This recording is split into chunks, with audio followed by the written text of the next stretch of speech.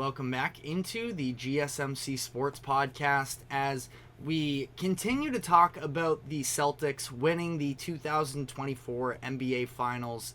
We have to consider their overall accomplishments from this season and being able to put together one of the at least best regular seasons in recent history. And, you can go down the list of the number of accomplishments. The second team in the 16-win playoff era since 2002 to lose only 3 playoff games.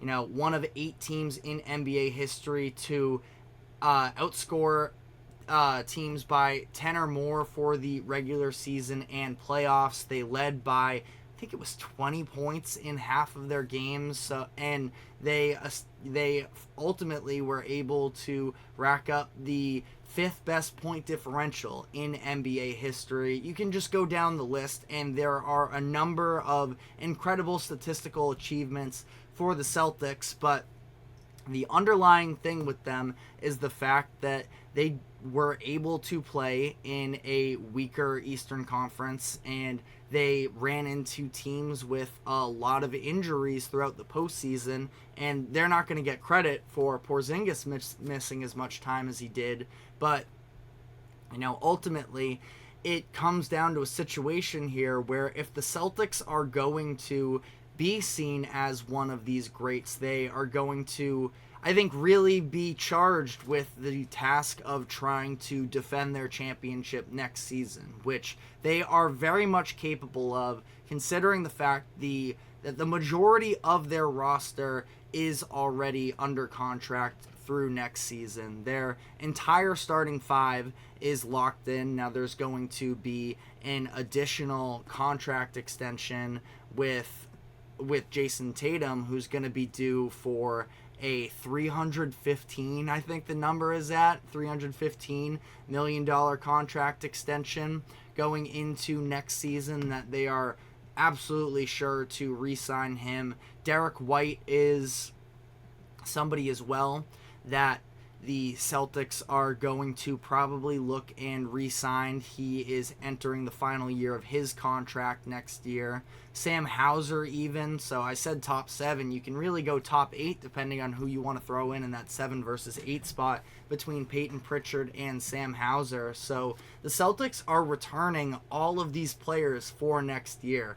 Now, obviously, a year older, especially when you look at the veterans like we just talked about with Al Horford and Drew Holiday. As for Horford, there was a report that came out earlier this morning. I can see if I can find it on the fly here, that Bleacher Report put out in terms of Wyc Grousbeck, the governor of the Boston Celtics, said that he expects Horford to be back for next season. This was first reported. Grousbeck said this on the Greg Hill show, and it's definitely going to be, a big thing for the Celtics. Ultimately, we'll have to see how this plays out. Horford's coming off of a very emotionally charged season here, and at 38 years old now, he's definitely going to consider his options. Now, if he feels like he is physically good to go, I do kind of feel it's hard to imagine he would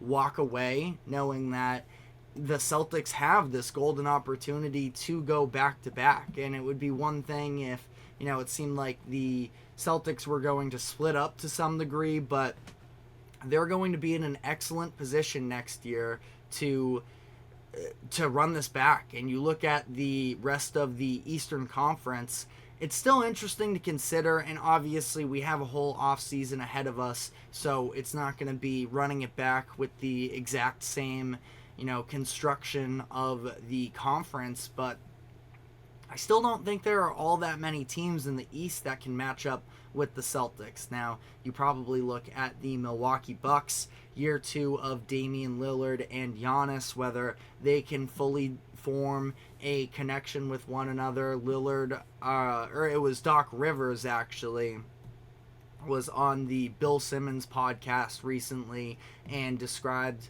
that Dame was a little bit out of shape coming into last year because of the fact that he knew he was going to be traded and he didn't want to injure himself prior to, so he wasn't necessarily working out the same during the offseason, and it took him a lot of time to, that is if he ever fully came into full form. But now Doc Rivers in place, they obviously went through a coaching change as well.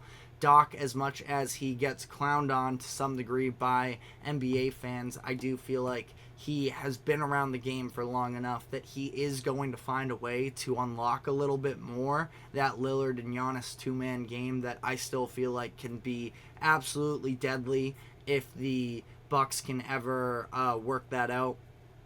Now, the problem with the Bucks as well is defense. They're going to need some point of attack defenders. They're going to have to jump through some hoops, you could say, to try and add the personnel. We saw flashes of their defense being better, and who knows what would have happened in the postseason if Giannis was healthy. But ultimately, I do have some concerns with the Bucks moving forward next year. We have a comment from Eric.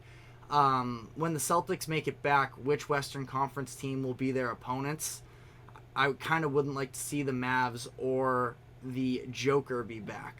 I think that it's going to be, I mean, it's interesting to say, right? Because we are in an era now where we're looking at 6 NBA champions in 6 years. It's the first time that this has happened in the NBA since the 1970s, I believe it is, maybe even the 60s.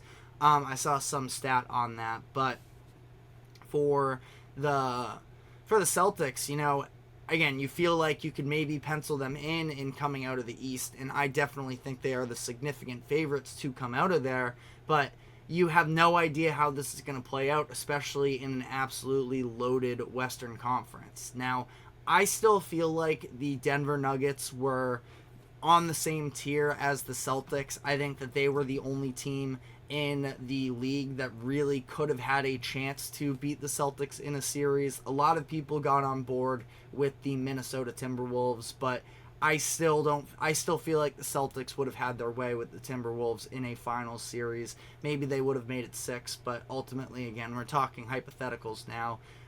My money would be on the Nuggets and the Celtics next year, which I think would be excellent basketball, to be honest, where the Nuggets just play so smart, and that's something that during the 2023 playoffs, when the Celtics ultimately lost to the Heat, you know, as a Celtics fan, there were people saying, at least myself saying as well, it might have just been more heartbreak if they made that, because I don't think the Celtics were anywhere near as nuanced as the Nuggets were, and I don't think there was anybody stopping the Nuggets that season.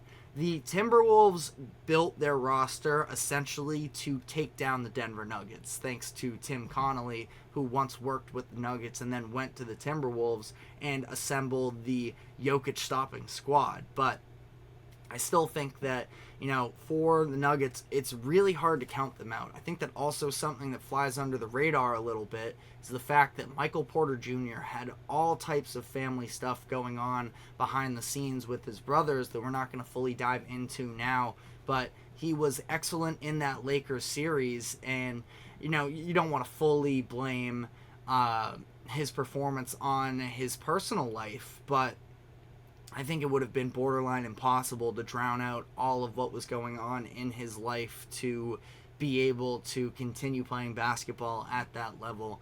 But, you know, that would be my main guess. Ultimately, because I came out of that 2023 season saying the Denver Nuggets have probably the best chance to repeat since the Golden State Warriors with Kevin Durant and Steph Curry. Now, I probably will say that again about the Celtics for this upcoming year. The difference is, and for whatever it's worth, obviously you're talking about around the margins, but for the Nuggets, they ended up losing Bruce Brown and Jeff Green in free agency. Obviously role players, but still players that were massively important for them coming off of the bench and providing what they needed in the playoffs. Celtics are looking at their top 8 under contract already, so it shouldn't be any of that. Now, injuries obviously play a factor here. They already had Kristaps Porzingis not play the majority of this postseason. Now, he is going to undergo surgery in the offseason, and to be honest, for Porzingis, who has always had these health concerns, it's kind of hard to bank on him to fully be available from here on out. Ultimately, the Celtics have another level they can go up if Kristaps Porzingis does become fully healthy, but with this rare injury, it is definitely a tall task to ask that of him. And then having Al and Drew only getting older, and you would expect Tatum and Brown to continue to rise into next year as well. I think that they have an excellent chance, and if you look at the odds for next season, it is overwhelming in favor of the Celtics. When I was watching ESPN and their post-game show last night, I think that I saw the Celtics were plus 250, and the next highest was the Nuggets at something like plus 800, which again, and we talked about this during the regular season, I think is in large part because of the fact that the East is just so open for the most part, and maybe the Knicks get better as well. They're a team that you don't want to rule out necessarily. I still feel like the Celtics could have beaten them even without Porzingis, should that have been the conference finals matchup. The 76ers are going to be active this offseason, only have 4 players on their roster right now, but are going to be probably the most aggressive team, I would guess, in the offseason this year. And whatever happens with the Miami Heat as well. Now, I have a hard time, at least as a Celtics fan, fully counting them out as well. So it's going to be interesting to see. Again, for the Celtics, this is already one of the most dominant regular seasons, or most dominant seasons as a whole that we have seen in some time. And there's nothing that can take that away from the Celtics, but in terms of them etching their names up with the greats of the history of the sport and whether or not they can be remembered as all-timers, I do feel like there's going to be some level of pressure headed into next year to defend that. And, Brown and Tatum have already made some comments sounding like they are willing to do so. So let me know in the comments section what you guys think, who is the biggest competitor to the Celtics for next season. But we are going to be taking our final break of the show here, and when we come back on the other side, we're going to be asking about what is next for the Dallas Mavericks following their finals loss. So stick with us, don't go anywhere, we will be right back.